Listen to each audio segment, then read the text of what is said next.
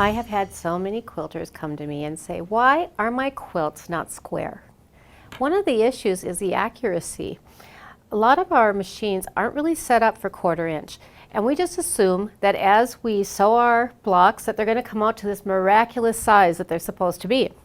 The best way to ensure that they're going to come out to the size that they explicitly say on the pattern is by making sure that our machine truly is a 1/4 inch. Now I've cut a 1/2 inch strip, and what I'm going to do is I'm just going to sew, and I'm going to, if it's truly a 1/4 inch, this will just cut right in half. I'll fold it in half, and it will be, it'll meet on both sides.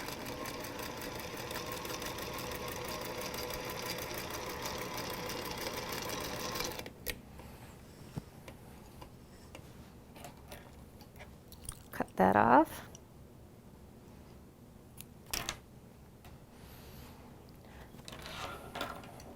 Now, it's pretty obvious to me right now that this is not a 1/4 inch, because that seam, I'll put it here, does not go down the center of that patch.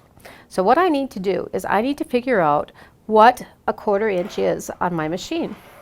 It's a little bit difficult to do if we're just sewing. You don't want to just keep sewing and sewing and sewing until you hit that 1/4 inch. So what I've got is I've got a neat little tool here, and it's got a hole for a 1/4 inch.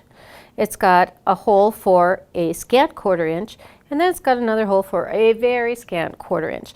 Now that very scant 1/4 inch doesn't make it a ton smaller, but it makes it small enough that you're going to ensure that you're going to have the extra space that you need to be able to square your blocks up to the right size.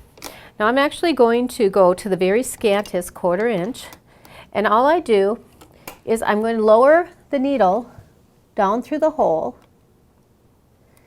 and there it is. It's in the hole, and I'm going to take this neon tape that you can buy at any Hancock or Joann Fabrics, or probably many of your quilt shops will carry it as well.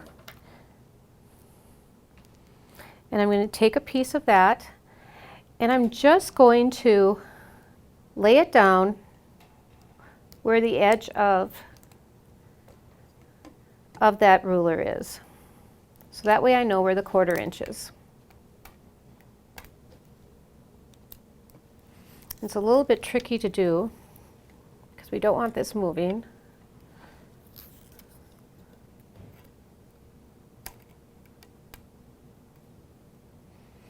So there we go. And the nice thing is it's not going to take the paint off of your machine. It's not going to leave it adhesive. It's a very light, sticky material. And now I'm going to lift this up and remove it, and I'm going to sew a 1/4 inch.